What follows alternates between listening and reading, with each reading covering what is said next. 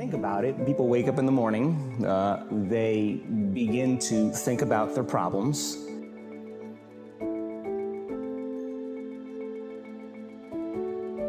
Those problems are circuits of memories in the brain.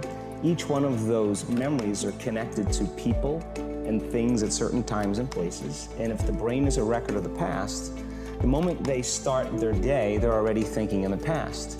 Each one of those memories has an emotion. Emotions are the end product of past experiences. So the moment they recall those memories of the problems, they all of a sudden feel unhappy, they feel sad, they feel pain. Now, how you think and how you feel creates your state of being. So the person's entire state of being when they start their day is in the past.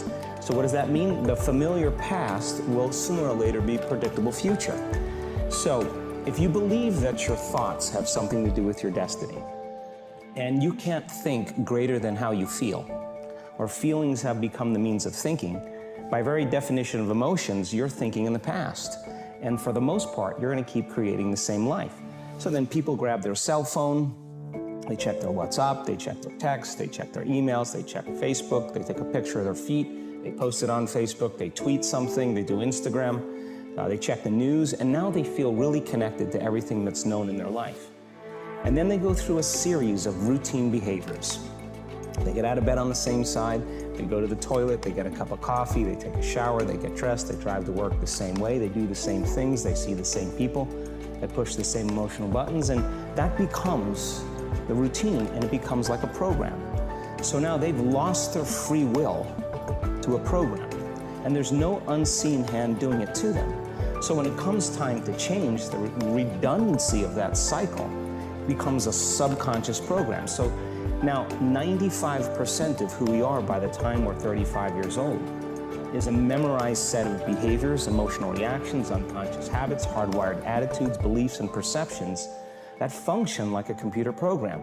So then a person can say with their 5% of their conscious mind, I want to be healthy, I want to be happy, I want to be free. But the body's on a whole different program. So then how do you begin to make those changes? Well, you have to get beyond the analytical mind, because what separates the conscious mind from the subconscious mind is the analytical mind. And that's where meditation comes in, because you can teach people through practice how to change their brainwaves, slow them down. And when they do that properly, they do enter the operating system where they can begin to make some really important changes. So most people then wait for crisis or trauma or disease or diagnosis. You know, they wait for loss, some tragedy to make up their mind to change. And my message is, why wait? And you can learn and change in a state of pain and suffering, or you can learn and change in a state of joy and inspiration. And I think right now, the cool thing is that people are waking up. The stronger the emotional reaction you have to some experience in your life, the higher the emotional quotient, the more you pay attention to the cause. And the moment the brain puts all of its attention on the cause, it takes a snapshot, and that's called a memory. So long-term memories are created from very highly emotional experiences. So what happens then is that people think neurologically within the circuitry of that experience, and they feel chemically within the boundaries of those emotions.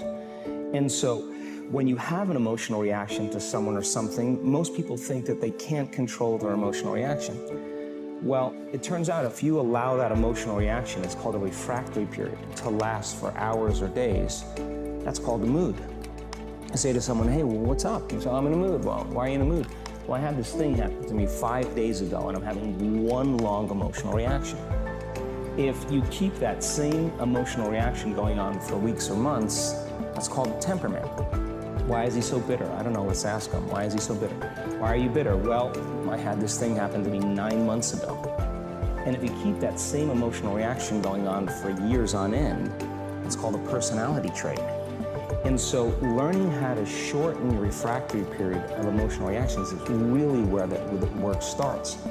So then people, when they have an event, what they do is they keep recalling the event, because the emotions of stress hormones, the survival emotions, are saying, pay attention to what happened, because you want to be prepared if it happens again.